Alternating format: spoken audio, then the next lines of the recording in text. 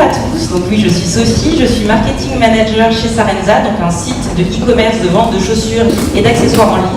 en ligne, excusez-moi, ça y est, je suis déjà dans l'esprit, et je vais vous présenter comment on a travaillé donc avec Opéré en accompagnement sur l'implémentation du Lean sur un projet marketing e-commerce et comment ce projet et cette méthodologie nous a permis de transformer à la fois notre façon de travailler et nous a permis d'améliorer nos résultats. Donc, en termes d'agenda, je vais vous expliquer le contexte, quelle était la situation avant ce projet, quels ont été les indicateurs que nous avons suivis, les actions d'amélioration que nous avons mises en place, et enfin, qu'est-ce qui s'est passé à la fin du projet et comment aujourd'hui le Lean vit chez Sarenza sur les projets marketing. Donc le contexte, ce sont des projets d'animation que l'on va gérer en équipe relativement nombreuse. On va avoir l'implication d'un très grand nombre de métiers, d'expertises différentes, puisqu'en équipe large, il va y avoir plus de 50 personnes qui vont être concernées par les projets d'animation. En équipe cœur, on va avoir environ une dizaine de personnes. Et c'est vrai que, vu la taille des projets, la taille des équipes impliquées, ça va être des projets à la base qui sont relativement lents à avancer, qui sont lourds en termes de process.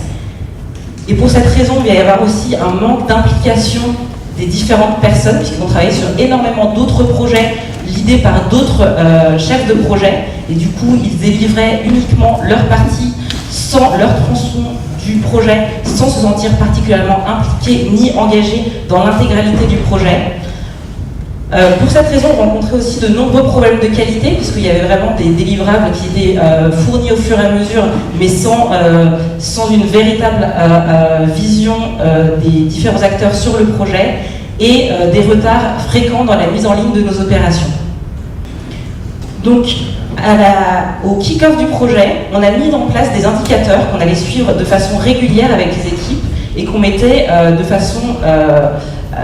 pérenne dans l'OBIA en suivi hebdomadaire avec l'intégralité des équipes. Le premier indicateur qu'on a suivi, c'était l'indicateur d'efficacité. Donc on avait un premier projet A, donc avant le projet Lean, sur lequel on n'avait pas mesuré l'efficacité. Donc l'efficacité, c'est le temps homme alloué à la production des opérations. Sur le projet B, on a commencé à mesurer le temps passé en temps homme sur un projet d'animation, donc sur une base temps. Et sur le projet Lean, donc on a mesuré combien de temps on avait mis pour produire cette opération, et on a fait un gain de 24% en termes de ressources. Et sur l'intégralité du projet, on a identifié un axe d'amélioration de 27%. Pour gagner encore plus de temps sur les projets à venir. Comment on a fait pour identifier ces 27% d'axes d'amélioration? Ce qu'on a fait, c'est qu'on a identifié le temps vert, qui était vraiment le temps dédié à la création de valeur, et on a isolé le temps rouge, c'est-à-dire le temps qu'on passait à refaire des choses puisqu'on avait des problèmes de qualité ou des gaspillages en termes de ressources puisqu'on avait des process qui n'étaient pas optimaux. Et ce qu'on a fait, c'est qu'on a regardé sur chaque partie où est-ce qu'on avait perdu beaucoup de temps pour identifier vraiment les points sur lesquels on devait se concentrer. Donc là, je ne vais pas toutes les lister, mais il y avait une partie qu'on avait développée et qu'on n'a finalement pas utilisée. On avait un certain nombre d'anomalies dans les recettes qui nous nécessitaient beaucoup de temps à corriger. Et ce qu'on a fait, c'est qu'on a vraiment identifié ces temps rouges en se disant qu'en amenant de l'amélioration continue, c'est un temps qu'on devait pouvoir éliminer sur les prochains projets. Et on a identifié aussi, en répartition sur les différentes équipes, le temps qu'on pourrait économiser sur les prochains projets. Sur la partie délai, donc comme je le disais, il y avait beaucoup de retard sur un certain nombre d'animations. Donc sur le projet A, on ne mesurait pas l'efficacité et le projet était délivré en retard.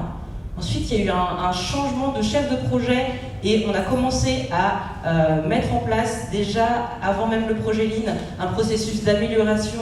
et de quantification à la fois des résultats des animations et du temps passé. Et on a commencé à mesurer l'efficacité pour avoir aussi une base pour pouvoir évaluer l'amélioration dans les projets à venir. Et sur le projet Lean, on a pu à la fois respecter le délai et, comme je dis, en termes d'efficacité, avoir des gains de 24% et d'identifier encore des axes d'amélioration pour les projets à venir, donc à hauteur de 27%. Et sur les résultats business, puisqu'effectivement c'est le cœur, c'est le nerf de la guerre, au lancement du projet, On a eu des résultats très déceptifs puisqu'on était à moins 30% par rapport aux objectifs.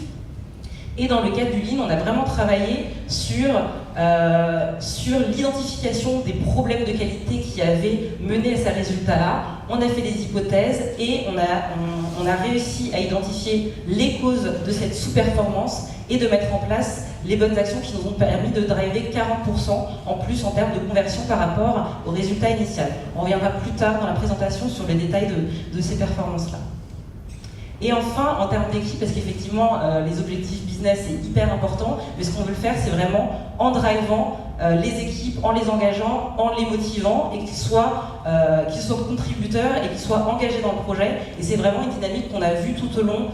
des 4 mois de ce projet, où on travaillait vraiment en tant qu'équipe et qu'il n'y avait plus uniquement des contributeurs qui délivraient leur tronçon du projet, et on travaillait vraiment comme une seule équipe sur un projet qui nous concernait tous. Et du coup, comme je disais, en management visuel, on avait une salle dans laquelle on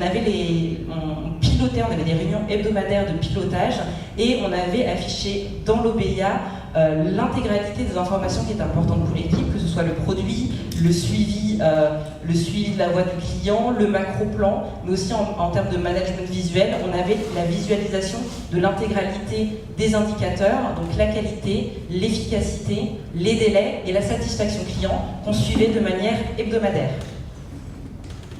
Maintenant, comment on a réussi à driver ces améliorations? Je vais vous présenter les actions d'amélioration que nous avons mises en place. Donc, comme je disais, on a énormément d'étapes différentes dans les processus de construction des animations. Et ce qui est très intéressant, c'est qu'on a énormément de projets en parallèle, ce qui nous a donné énormément d'opportunités d'apprendre sur différents points du process, à différentes étapes, alors même qu'on avait le projet Lean qu'on menait, on avait des opérations en parallèle qui nous ont permis de creuser d'autres points du process sur lesquels on n'était pas encore arrivé sur le projet Lean. Je ne vais pas tout vous détailler parce que sinon je risque de prendre la journée entière, mais je vais me concentrer sur 5 points. Donc la partie sur le projet Lean, on a développé l'axe de communication. Je vais faire un point également sur la partie recette UX UI, une partie sur la partie déploiement pays, donc la partie internationale, la sélection des produits qu'on fait avec les achats, et enfin le suivi de performance sur les résultats business. Sur la partie concept et axe de communication, donc au niveau du process, c'est la première étape. Ce qu'on a eu, on a eu un problème de qualité, je crois que c'était la 2e semaine, on a eu l'agence de communication donc externe qui nous a délivré un concept de communication qui ne correspondait pas à nos attentes, et en plus ils nous l'ont délivré le jour où on devait valider nous en interne cet axe de communication, et en répercussion. Du coup, on avait un problème de qualité puisqu'on n'avait pas l'axe de communication, mais on avait un problème de rétro-planning également, puisque ça nous mettait en retard pour le reste des étapes. Donc ce qu'on a fait en action immédiate, c'est qu'on a retravaillé l'axe de communication de façon intensive, et on a identifié les causes de ce problème de qualité, et on avait 2 causes principales. C'était que nous, en interne, la DA et l'édito n'avaient pas été impliqués dans le brief, et qu'on n'avait pas fait un point de validation des pistes intermédiaires pour s'assurer que l'agence partait dans la bonne direction. Du coup, en solution pérenne, l'objectif c'était vraiment d'identifier des solutions qui nous permettraient de ne plus se retrouver dans cette situation pour les projets futurs. Donc en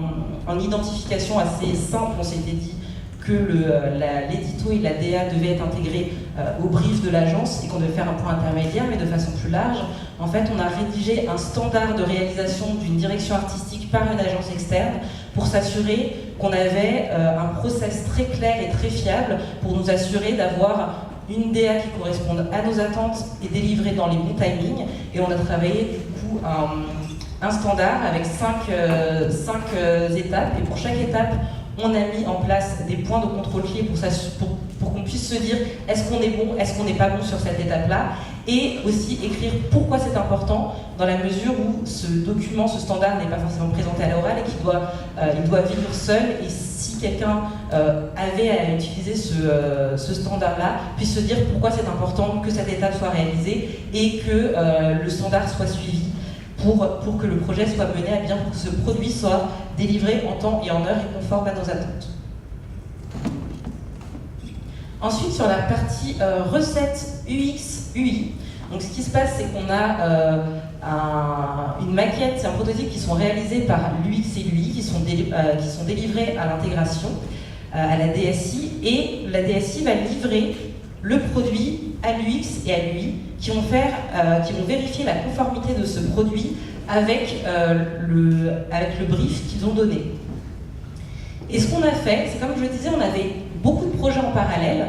Donc on avait sur le projet D, donc qui n'était pas le projet Lean, on était déjà à la phase de recette UX/UI. Et ce qu'on a fait avec Cécile, c'est qu'on s'est posé avec l'intégrateur et l'UX pour identifier, pour faire une analyse, donc un Pareto des différents retours et de voir sur quel sujet ces retours portaient. Donc sur ce projet D, on avait 33 retours. Et sur ces 33 retours, on avait 23 retours qui étaient liés uniquement à deux sujets, deux points principaux, qui représentaient donc 70% des retours de l'UX et de l'UI. Et on s'est dit, si on se focalise sur déjà deux sujets principaux, on va déjà traiter 70% des retours. Donc ces deux sujets, c'était des retours liés aux problématiques de mise en page et des retours liés à l'animation de composants, donc tout ce qui est interaction. Et ce que l'équipe a fait, c'est de mettre en place, donc de la part de l'UI, c'est vrai qu'il y avait beaucoup d'implicites au niveau des équipes, puisque pour l'UI, il y a des principes UI qui sont évidents, mais comme l'intégrateur n'est pas UI, c'est pas forcément des principes qu'il connaît. Et du coup, l'UI a développé une checklist des principes essentiels de l'UI, qui pour elle étaient évidents, mais qui n'étaient pas évidents pour l'intégrateur, afin que l'intégrateur puisse avoir cette liste. Et avant de livrer le produit à l'UI, il vérifie point par point si le produit délivré répondait à chacun des critères. Ça permettait ainsi de vérifier des points essentiels avant livraison et que ce ne soit pas lui qui doit faire toujours les mêmes retours. Donc ça, c'était sur les 15 points de mise en page. Et il y a eu un autre point du coup sur l'animation des composants, où il y a eu un atelier avec l'UX et l'intégrateur pour réaliser un standard d'animation des composants, pour s'assurer aussi qu'on ait des guidelines et qu'on ait des critères de choix et d'implémentation des interactions, puisque c'était quelque chose qui n'existait pas chez Sarenza et qui n'était pas du tout formalisé. Suite à ça, donc, on a délivré ces actions et on a utilisé ces deux outils-là pour le projet Lean. Donc sur le projet Lean, on a eu 3 produits différents qui ont été réalisés. Et donc sur le produit 1, on a eu 14 retours. Donc on a eu une amélioration de qualité déjà de plus de 50%. Et quand on a analysé les retours, sur ces 14 retours, on avait toujours les deux mêmes problématiques qui ressortaient, les deux mêmes sujets. Donc les problèmes de mise en page, puisque 9 points étaient liés à cette problématique de mise en page, et toujours 3 retours liés à l'animation de composants. Et suite à ça, on a décidé de continuer à apprendre de ces problèmes de qualité, mais qui sont des opportunités de s'améliorer pour le futur. Du coup, la checklist, lui, a été mise à jour par l'intégrateur, avec les différents retours qui n'étaient pas implémentés dans la première version. Et sur le projet, sur le produit 3 du Lean, on est descendu à 2 retours. Donc on est passé de 33 à 14 à 2 retours uniquement sur la recette. On a eu donc une qualité qui a été divisée par 15. Et ça nous a vraiment servi pour diminuer le temps passé sur le projet, sur cette phase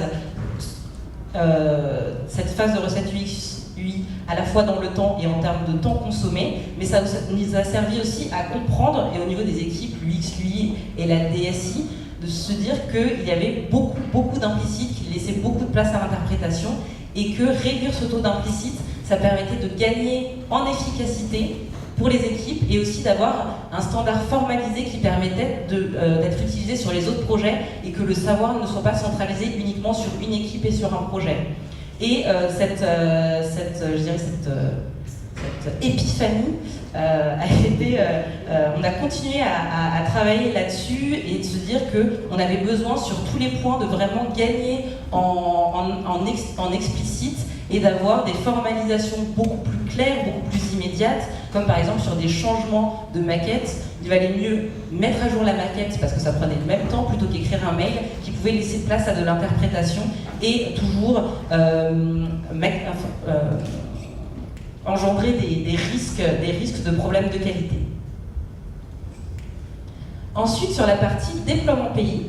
donc sur le process, il va s'agir de la phase, d'une des phases finales, donc où il y a un brief qui est réalisé par le chef de projet avec l'intégralité des productions qu'on a produites avec les équipes, donc afin que les équipes puissent le déployer de façon opérationnelle dans les outils.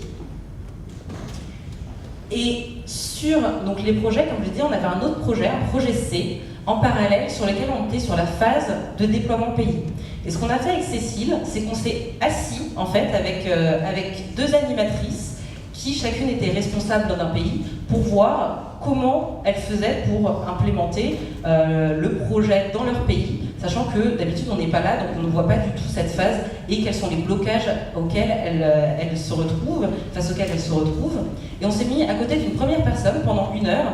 et cette personne était hyper efficace. Elle avait préparé en amont tous les textes, donc toutes les traductions, toutes les URL, et du coup elle avait vraiment 2 écrans, un écran avec le brief, un écran avec le brief et ses traductions, un écran avec l'outil, et elle faisait un copier-coller hyper rapide, hyper efficace, ça allait hyper vite, et elle pouvait parler en même temps, elle avait le sourire,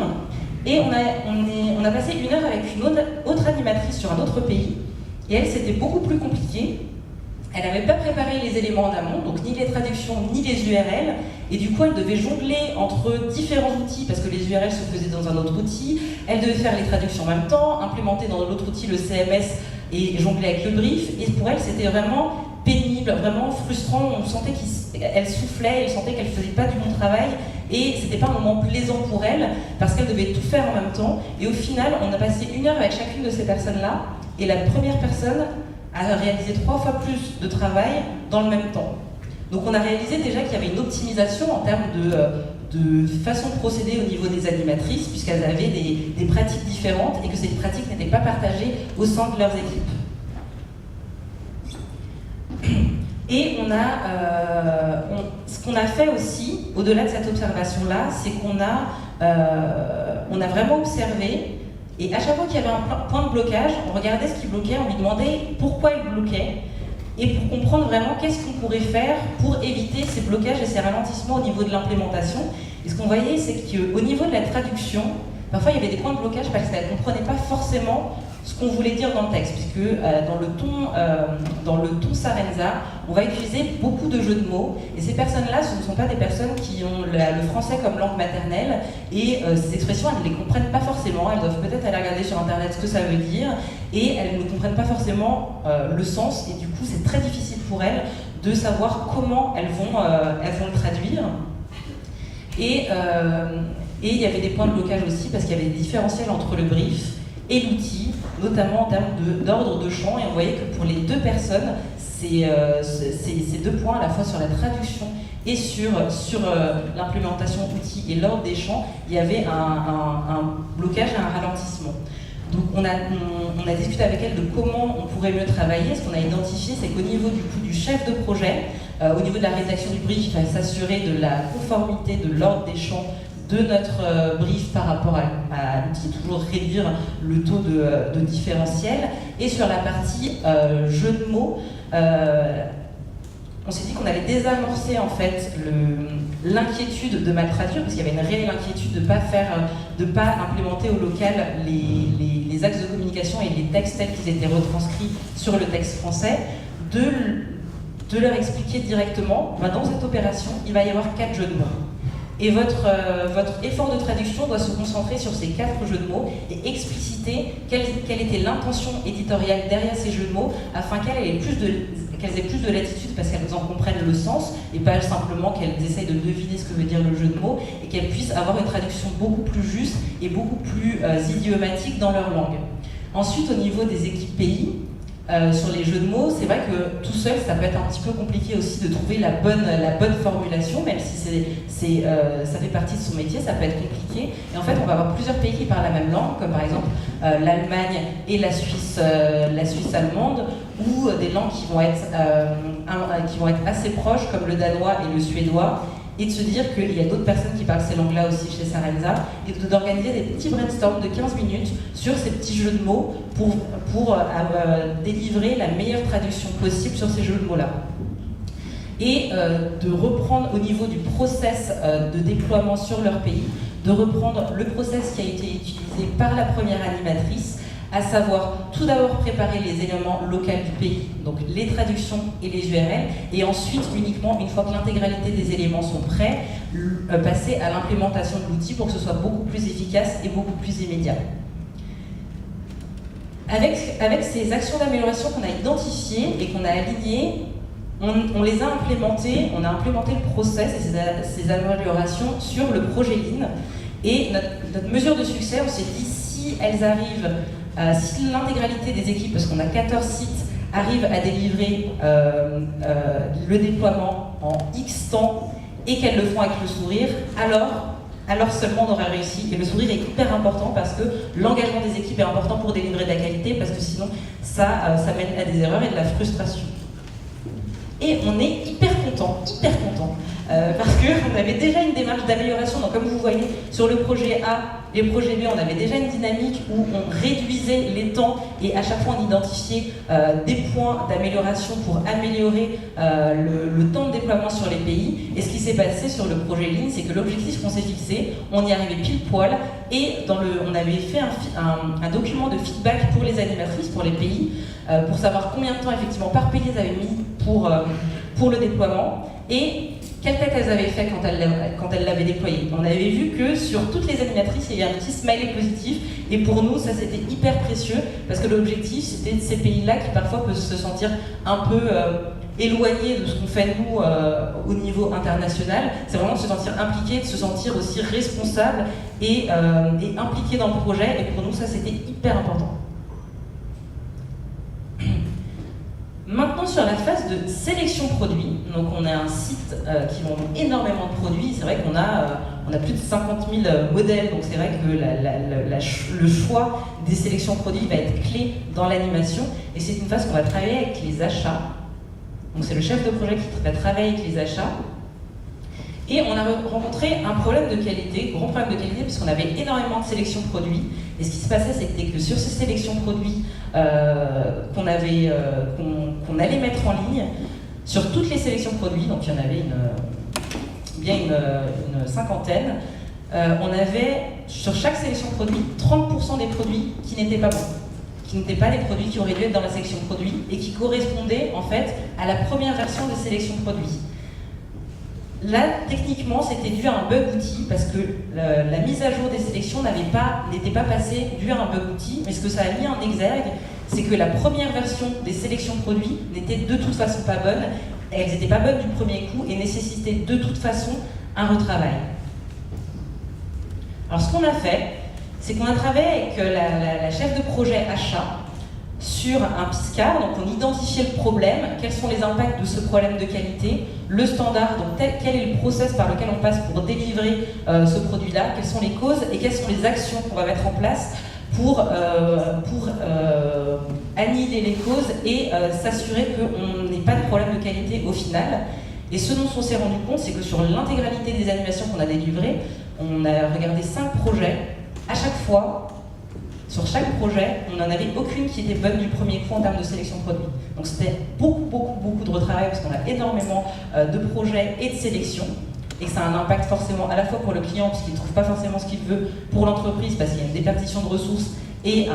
une perte de chiffre d'affaires liée à ces sélections sous-optimales, et au niveau des équipes, parce qu'il y a beaucoup de retravail, et aussi de la démotivation, parce qu'on passe son temps à refaire.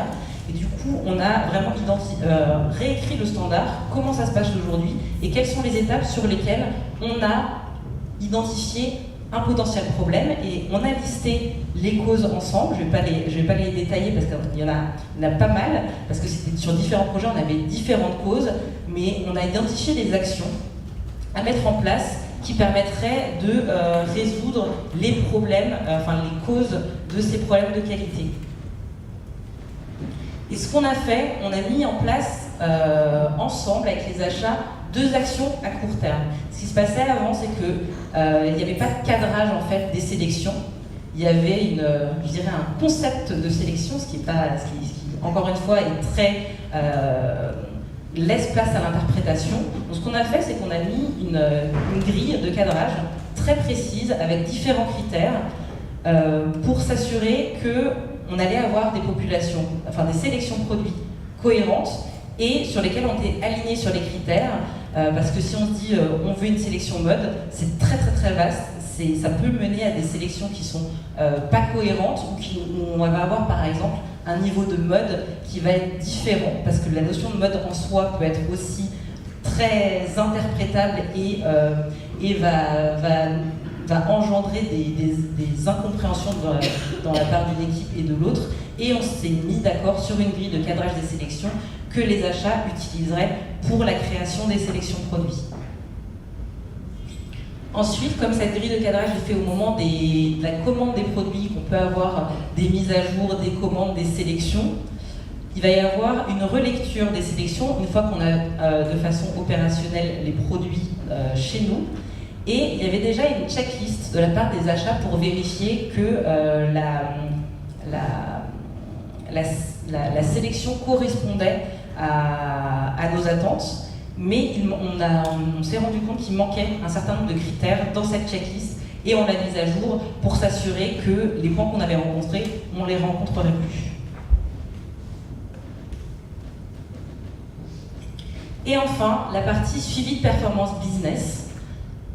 parce que l'objectif c'était de délivrer une opération pertinente et qui drive du chiffre d'affaires. Et ce qui s'est passé, comme je vous l'ai expliqué au début, on a eu des résultats déceptifs, puisqu'on a eu moins 30% par rapport aux objectifs, alors qu'on avait quand même travaillé pendant 3 mois, donc on était un petit peu sous le coup de l'émotion, mais dans la démarche du lead, on s'est dit, d'où vient le problème? Donc on a fait le standard pour se dire à quel niveau du process on pense qu'il y a eu des soucis, et on a fait une liste des causes potentielles. Quelles sont les causes qui ont drivé cette sous-performance? Donc on a listé un certain nombre de causes. Pour un certain nombre de causes, on savait qu'elles étaient valides parce qu'elles avaient été corroborées par d'autres éléments, mais pour d'autres causes hypothétiques, c'était simplement une émission d'hypothèse. Il fallait qu'on valide quelles étaient les causes réelles de cette sous-performance. Et ce qu'on a mis en place, en fait, on a mis en place des tests pour des validations d'hypothèses de cause pour savoir sur quels seraient les vrais enseignements qu'on allait mettre en place pour les prochaines opérations. Parce que tant qu'une cause n'est pas validée, on ne va pas forcément changer notre stratégie d'animation sur une cause hypothétique. Et ce qu'on a fait, on avait 3 hypothèses qu'on voulait tester, puisqu'on ne savait pas si toutes étaient valides pour cette sous-performance. La première hypothèse, c'est qu'on avait un template qui ne laissait pas suffisamment de place au texte pour expliciter les sélections. Et du coup, on a fait un test sur un site 1 en rajoutant des textes qui explicitaient les sélections. Deuxième hypothèse, on avait un édito qui n'était pas suffisamment explicite. Comme je le disais, chez Sarenza, on a un ton éditorial avec une vraie identité et on se demandait si on n'était pas allé peut-être trop loin dans la conceptualisation des textes et qu'il ne fallait pas avoir un texte beaucoup plus clair, peut-être plus basique, mais plus immédiat, parce que sur le digital, le consommateur a besoin de comprendre tout de suite et on peut perdre un consommateur très vite parce qu'on n'a pas été suffisamment clair. Et c'est le test qu'on a mis en place sur le site 2. Et enfin, troisième hypothèse, c'est que la catégorisation qu'on avait utilisée pour ce projet-là ne parlait pas aux clients. Et on a testé un type de catégorisation différent sur un site 3. Donc on a mis en place, on avait les 3 premières semaines de projet sur lesquels on a évalué les résultats et on a changé, on a fait les tests c'était à partir du 23 novembre dernier. On a pris un premier site donc pour valider ou invalider l'hypothèse que que les sélections avaient besoin d'explicitation. Et on ne fait pas d'A/B test sur les opérations d'animation, donc il nous fallait un site pour comparaison pour annihiler tant que faire se peut les biais liées à la période ou la présence d'autres opérations qui pouvaient impacter la façon dont le consommateur se comporte. Donc on a comparé les résultats du site 1 au site A. Donc sur le site 1, à partir du 23 novembre, on a rajouté des textes qui explicitaient les sélections. Sur le site A, il n'y a eu aucun changement. Donc tout est resté ISO sur l'opération en soi. Et ce qu'on voit, c'est que sur les deux KPI qu'on a regardés, à savoir le taux d'interaction et le différentiel entre le taux de conversion du projet et la base, est-ce qu'il y a une amélioration? Et ce qu'on voit, c'est que sur le taux d'interaction, on a même eu une baisse sur le site 1, avec un petit uplift de taux de conversion. Par contre, sur le site A, sur lequel on n'a rien changé, on a eu une augmentation du taux d'interaction et un plus gros uplift encore du taux de conversion. Du coup, on s'est dit que cette hypothèse n'était pas valide, puisqu'en fait, on avait eu des meilleurs résultats sur une opération sur laquelle on n'avait rien changé. La deuxième hypothèse, c'était d'écrire des textes beaucoup plus simples pour que ce soit plus immédiat et plus compréhensible par le consommateur par rapport à nos textes qui étaient peut-être un petit peu conceptuels. Et là, malheureusement, sur cette hypothèse, on n'a pu ni valider ni invalider parce que les résultats étaient non lisibles, il n'y a pas suffisamment de visites et les résultats n'étant pas significatifs, on ne voulait pas valider, faire une conclusion qui était fausse, donc ça fait aussi partie de l'apprentissage. Et sur le test 3, on a essayé de changer la catégorisation. Sur cette partie-là, sur ce test, on a analysé beaucoup plus de KPI parce que la nouvelle catégorisation ne se prêtait pas au template qu'on avait utilisé. On était obligé de changer de template, donc le changement de template impliquant un autre biais qu'on n'avait pas dans les deux autres tests, on a été obligé d'analyser plus de KPI pour s'assurer qu'on a annihilé tant que faire se peut les biais liés aussi au changement de template, en plus du changement de temps et de période et des autres activations qu'il y avait en même temps. Donc on a analysé le taux d'interaction de la page. Donc là, le taux d'interaction, c'est le nombre de clics, d'actions sur la page par rapport au nombre d'impressions, et le taux de rebond, donc les gens qui vont arriver sur la page et qui vont faire aucune action, qui vont sortir du site directement. Le taux de conversion de la page, ainsi que le chiffre d'affaires incrémental des produits mis en avant dans l'opération. Donc avec ces trois KPI là, ce qu'on voit, c'est si la catégorisation est pertinente, parce que si les gens interagissent avec la page, c'est-à-dire que la catégorisation leur parle et du coup ils ont envie d'aller voir les sélections de produits derrière. Le taux de conversion, est-ce qu'on va mettre des sélections pertinentes qui vont driver l'achat du consommateur, et est-ce qu'au final les produits qu'on a choisis, ça leur donne envie d'acheter? Parce que le taux de conversion, ils peuvent aller acheter un autre produit dans leur parcours, ça ne veut pas dire qu'ils vont acheter un produit des sélections mises en avant. Et c'est pour ça qu'on a regardé ces trois KPI là pour voir si les changements mis en place permettaient d'améliorer ces trois KPI qui sont les trois KPI de nos animations. Et sur les trois KPI, ce qu'on a regardé, on a fait vraiment une analyse sur ce qu'on avait sur différents genres, et on a fait une analyse poussée, et ce qu'on a vu, c'est que ça drivait à la fois un taux d'interaction de la page, un taux de rebond à la baisse, une amélioration du taux de conversion et une amélioration du chiffre d'affaires généré par les produits. Et du coup, on a pu valider l'hypothèse de la catégorisation initiale ne parle pas à nos clients. Et c'était important pour l'animation, pour le projet en soi, mais c'était important de façon plus générale chez Sarenza parce que c'était un test qu'on menait. C'est pour ça qu'on avait décidé de faire ce projet avec Opera et Partners, parce que c'était une catégorisation de produits qu'on n'avait jamais faite avant. Et on envisageait de le déployer sur l'ensemble des animations. Et c'est pour ça que cette validation d'hypothèse était hyper importante pour nous, parce que potentiellement, pendant un an, on aurait fait des animations uniquement dans cette catégorisation-là, et ça a changé notre façon de voir l'animation en se replongeant dans la segmentation client et en envisageant une catégorisation différente de celle qu'on avait envisagée pour ce projet et pour les animations à venir.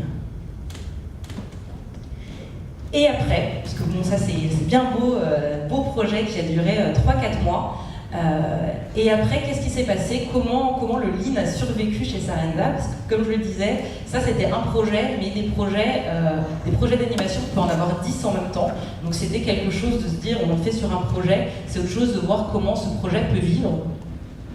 Et ce qu'on voit, c'est qu'en fait, on a vraiment une animation transformée. On a vraiment eu la naissance d'une dynamique collaborative, comme je le disais avant. On a quand même, on travaille avec une équipe cœur de 10 personnes et 50 personnes au niveau de Sarenza. Et en fait, là, on a vraiment des personnes qui étaient impliquées, engagées dans le projet, qui se sentaient responsables. Vraiment, cette pièce, cette Obeya, on se réunissait toutes les semaines. C'était notre salle à tous, c'était notre projet à tous. Et quand on avait des mauvais résultats, les gens se sentaient concernés et demandaient ce qu'on pouvait faire, comment on allait travailler pour améliorer les résultats, alors qu'avant, les contributeurs ne se posaient même pas la question des résultats parce qu'ils ne se sentaient pas concernés, ce n'était pas leur projet. Et là, on a vraiment eu la naissance d'une vraie dynamique collaborative, d'une implication dans les projets et d'une proactivité de la part des différents collaborateurs pour driver de l'amélioration. Et ça nous a permis d'avoir une animation beaucoup plus pertinente, beaucoup plus performante, puisque dès qu'on avait un problème de qualité, que ce soit au niveau des résultats ou au niveau d'un process, parce que on a perdu du temps, ou il y a des choses qui étaient sous-optimales, on était tous dans une dynamique d'amélioration constante et on a réussi à continuer à driver une amélioration continue, avec des animations beaucoup plus performantes, où là justement sur le printemps-été 2017, on a continué à mettre en place des tests pour voir à chaque fois, à chaque étape, pour nous, chaque projet était une opportunité d'apprendre et de driver des meilleurs résultats, tant en termes de chiffres d'affaires au niveau business ou en termes de process, pour gagner en flexibilité, gagner en performance. Et ce qu'on a fait à la fin du projet, donc on s'est tous réunis, on était une dizaine de personnes, on a fait un atelier pour se dire qu'est-ce qu'on avait apprécié pendant ce projet Lean avec Operae, qu'est-ce qu'on avait moins apprécié et qu'est-ce qu'on essayait. Et on a vraiment parlé en consensus pour voir qu'est-ce qu'on allait continuer, qu'est-ce qu'on allait arrêter et qu'est-ce qu'on allait essayer. Et dans la pratique Lean, il y avait énormément de choses qui nous ont apporté énormément en tant qu'équipe et en tant qu'individu. Donc tout ce qui est la problématique de se pencher sur les problèmes de qualité, quelles étaient les causes et la mise en place de solutions pour éviter de se retrouver dans ces situations-là. Le pilotage hebdomadaire en tant qu'équipe, on continue toutes les semaines, le mercredi, on se voit pour parler des projets. L'Obeya, dans la visualisation pour que l'intégralité de l'équipe puisse avoir accès à l'information plutôt que de l'avoir quelque part sur le réseau, je ne retrouve pas le chemin, je ne sais pas où c'est, bon ben c'est pas grave, je vais faire autre chose. Le macro-plan qu'on avait construit ensemble plutôt qu'avoir un rétro-planning qui est délivré par le chef de projet et que personne ne s'approprie.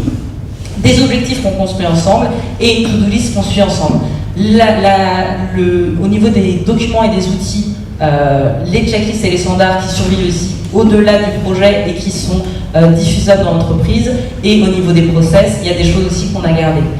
Ce qu'on a décidé d'arrêter, principalement, c'est le pilotage par opération. Parce que comme je le disais, là on a suivi un projet pendant 4 mois, 1 heure chaque semaine sur ce projet et des ateliers spécifiquement sur les problèmes qu'on avait rencontrés uniquement sur ces projets sur ce projet-là, et les autres projets étaient en dehors de ce scope-là. Quand on a 10 opérations, on ne peut pas attribuer 2 jours full sur chaque opération parce que ça ne tient pas dans la semaine. Et ce qu'on a fait, c'est qu'on a arrêté ce pilotage par opération. Et ce qu'on a fait, c'est on s'est dit qu'on allait essayer un pilotage global. Et du coup, on a construit avec Cécile des outils qui sont adaptés forcément parce qu'on ne pouvait pas utiliser les mêmes outils pour le pilotage d'un projet ou le pilotage de 10 projets. Et on a construit des outils pour pouvoir piloter l'ensemble des animations qu'on allait avoir sur le printemps-été 2017 pour pouvoir, sur 6 mois, je ne sais pas, sur 6 mois, on devait avoir, je sais pas, 20 projets, 30 projets,